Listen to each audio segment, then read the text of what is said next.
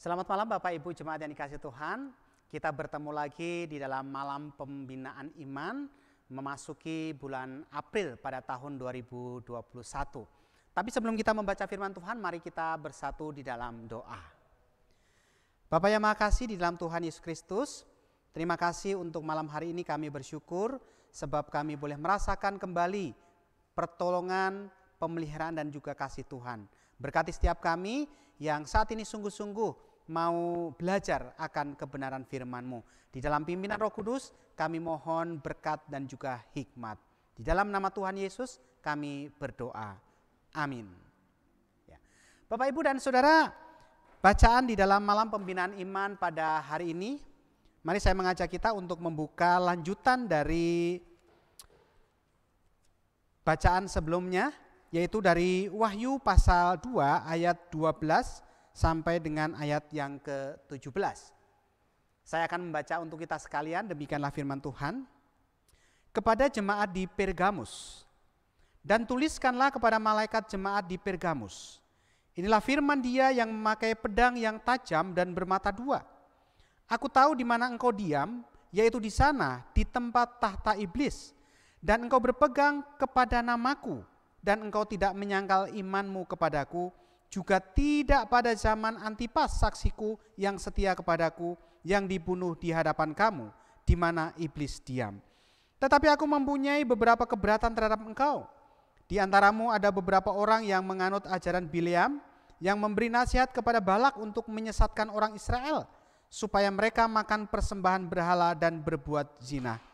Demikian juga ada padamu orang-orang yang berpegang kepada ajaran pengikut Nikolaus. Sebab itu bertobatlah. Jika tidak demikian, aku akan segera datang kepadamu, dan aku akan memerangi mereka dengan pedang yang di mulutku ini. Siapa bertelinga, hendaklah ia mendengarkan apa yang dikatakan Roh kepada jemaat-jemaat. Barang siapa menang, kepadanya akan kuberikan dari mana yang tersembunyi, dan aku akan mengaruniakan kepadanya batu putih yang di atasnya tertulis nama baru, yang tidak diketahui oleh siapapun selain oleh yang menerimanya. Sedemikian bacaan kita Bapak Ibu di dalam malam pembinaan iman ini. Tentu yang berbahagia adalah kita yang mendengarkan firman Tuhan, yang menyimpan dan melakukan dalam kehidupan kita.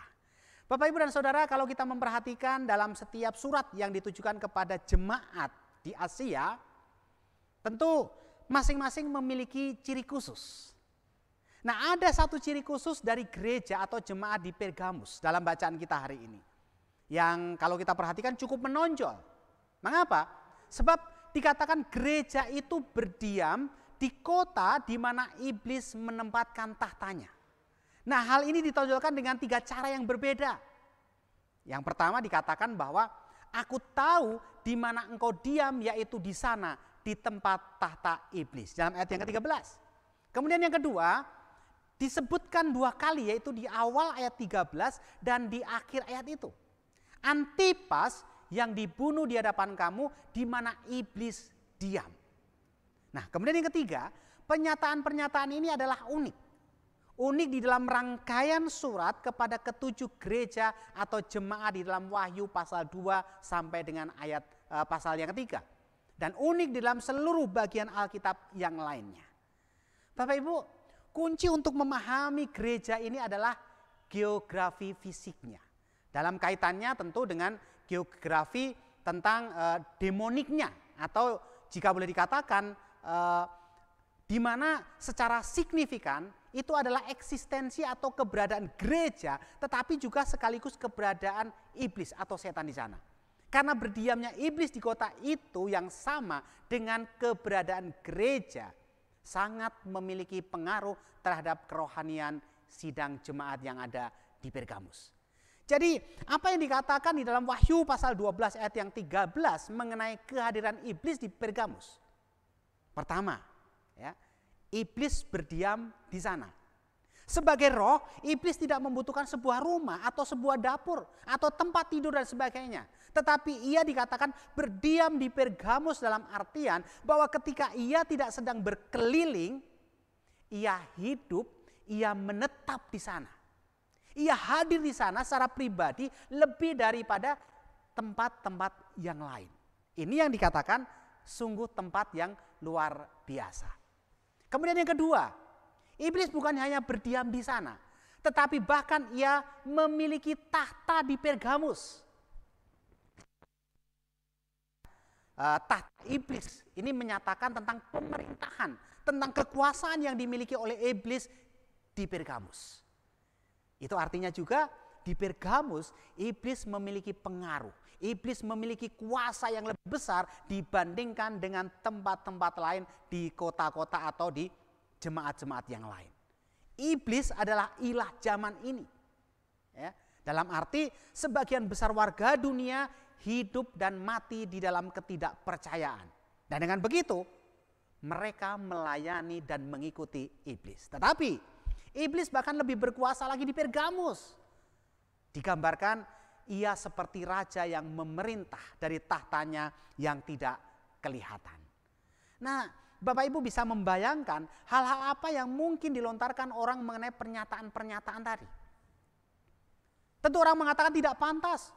Dan tentu sangat menyinggung jika kita berkata bahwa iblis itu bertahta di dalam kehidupan jemaat di Pergamus. Tetapi kenyataannya keberadaan iblis ini bisa merusak ekonomi di Pergamus dan membuat orang-orang Kristen tidak disukai di kota Pergamus. Apa yang ada di dalam pikiran Yohanes ketika mengatakan dan menuliskan suratnya itu? Bukankah dia seorang rasul? Di mana kasihnya? Tetapi sekali lagi, ini adalah perkataan dari kitab suci. Aku tahu di mana engkau diam, yaitu di sana di tempat tahta iblis. Di mana iblis diam. Ini adalah perkataan Yesus sendiri yang disampaikan kepada Rasul Yohanes. Bapak Ibu, dan kemudian bagian yang ketiga, ya, iblis berdiam dan bertata di Pergamus 2 kali disebut sebagai Satan atau musuh, sebagai penentang di dalam ayat yang ke-13. Maksudnya adalah roh jahat yang merupakan kepala dari semua roh jahat memiliki kehadiran, memiliki kuasa yang lebih nyata di Pergamus. Untuk apa? Menentang, untuk melawan kerajaan dan juga kehadiran Kristus di sana. Dengan apa? Membandingkan jemaat-jemaat yang lainnya. Saudara yang kasih Tuhan, sejumlah orang modern sangat memperhatikan ketetapan atau ketepatan berbahasa agar tidak membuat orang lain itu tersinggung ketika mereka menyuarakan keberatan. Tetapi di dalam Matius 5 ayat 44 dikatakan, tetapi itu berarti orang sedang mendominasi Pergamus. Bukankah itu bisa menyebabkan terjadinya kekerasan terhadap orang-orang Kristen dan orang-orang percaya di tempat itu maupun tempat lain? Orang-orang Kristen harus berbuat baik dan berdoa bagi musuh mereka. Itu yang dikatakan Yesus di dalam Matius 5 ayat 44. Bukan mengikuti iblis, bukan mengikuti setan dengan segala kemauan dan keinginannya, dengan berbuat jahat terhadap mereka, bahkan juga merusak harta benda mereka.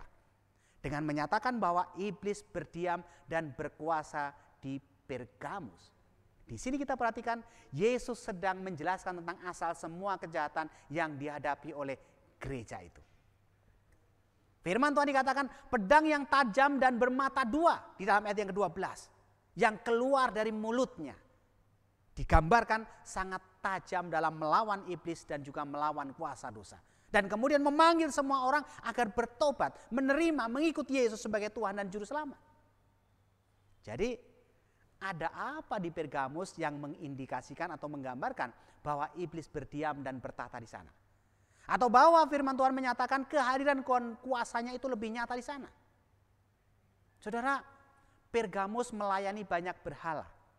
Di sana ada dewa Zeus, Dionysius, dewa Athena dan lain sebagainya. Kota itu memiliki banyak kuil dan juga altar tempat penyembahan berhala. Tetapi semua itu tidak menjadikan Pergamus sebagai tata iblis. Karena apa? Semua kota kafir di kerajaan Romawi pada saat itu menyembah sebagai berbagai macam berhala. Termasuk kota-kota lain yang disebutkan di dalam Wahyu pasal 2 dan pasal yang ketiga. Tetapi yang menjadikan Pergamus khusus dalam hal ini adalah penyembahannya yang begitu menonjol kepada Aesculapius atau Asklepius sebagai juru selamat, sebagai oknum yang mereka sembah. Seolah-olah Asklepius inilah yang memelihara kehidupan orang-orang di Pergamus. Asklepius adalah dewa penyembuhan dan dewa kesehatan. Bahkan Kalau kita perhatikan, Dewa Asklepios ini juga memiliki kuil yang mengesankan, yang reruntuhannya bisa dikunjungi di kota Pergamus sampai saat ini. Orang-orang biasanya tidur di dalam kuil itu dengan gagasan bahwa Asklepios akan memberi mereka mimpi dan kemudian akan menyembuhkan penyakit mereka. Dan ini ditafsirkan oleh para imam dewa itu, ketika mereka mendapatkan mimpi berarti Dewa Asklepios sedang memberikan sebuah ide atau penyembuhan kepada mereka. Dan ini juga dipercayai, mata air di samping kuil dikatakan memiliki khasiat untuk menyembuhkan. Para penyembah dewa itu akan memberikan korban dan kemudian meninggalkan persembahan di sana. Untuk apa? Untuk penyembuhan. Bahkan bagian-bagian tubuh yang dibuat dari tanah liat juga mewakili bagian-bagian yang terluka dan sudah ditemukan di dekat kuil Asklepios di Pergamus. Karena itu tidak heran jika Pergamus disebut Lourdes dunia kuno. Nah, saudaraku yang dikasihi Tuhan, ada satu binatang yang secara khusus digambarkan sebagai Asklepios, yaitu ular. Simbol dari Asklepios adalah tongkat yang dililit ular dan sampai saat ini masih digunakan dalam dunia medis. Nah, pada saat pentabisan kuil Asklepios, ular-ular digiring masuk ke bangunan itu. Dan pastinya upacara seperti itu terjadi di kota itu. Untuk menghormati Asklepios, jenis ular yang tidak berbisa biasanya dipakai untuk ritual. Nah, dari ular-ular inilah kemudian disebut sebagai ular Asklepian. Mereka melata dengan bebas di lantai asrama di mana orang sakit dan juga orang terluka menginap di tempat itu. Tetapi kalau kita masuk kembali dalam bacaan kita, ayat 14 dikatakan, "Tetapi aku mempunyai beberapa keberatan terhadap engkau. Di antaramu ada beberapa orang yang menganut ajaran Bileam, yang memberi nasihat kepada Balak untuk menyesatkan orang Israel supaya mereka makan persembahan berhala dan berbuat zina." Bapak Ibu, Allah menegur jemaat di Pergamus karena beberapa anggotanya menganut ajaran Bileam. Bileam adalah seorang nabi palsu yang membawa Israel menjauh dari Allah dan membuat mereka menjadi penyembah berhala. Dengan cara apa?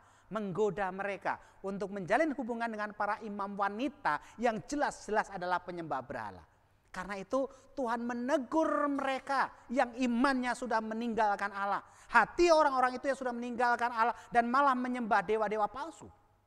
Dan dosa penyembahan berhala adalah dosa yang paling besar di hadapan Allah. Perhatikan juga di dalam ayat yang ke-15. Dikatakan bahwa demikian juga ada padamu orang-orang yang berpegang kepada ajaran pengikut Nikolaus. Kata Nikolaus dan Bileam di dalam Alkitab pada dasarnya mirip, sinonim, ya, yang berarti bahwa mereka membujuk orang-orang. Karena itu ketika Allah mengatakan bahwa ada orang-orang yang berpegang kepada ajaran pengikut Nikolaus, ini adalah cara lain untuk mengatakan bahwa jemaat Allah harus menolak orang-orang yang memegang ajaran atau doktrin Bileam. Mereka yang mengikuti ajaran Nikolaus dan Bileam adalah orang-orang yang mengejar keuntungan materi dan mereka adalah para penyembah berhala. Orang-orang itu tentu harus dijauhkan dari gereja Allah. Dan apa peringatan terakhir yang diberikan oleh Allah kepada jemaat di Pergamus?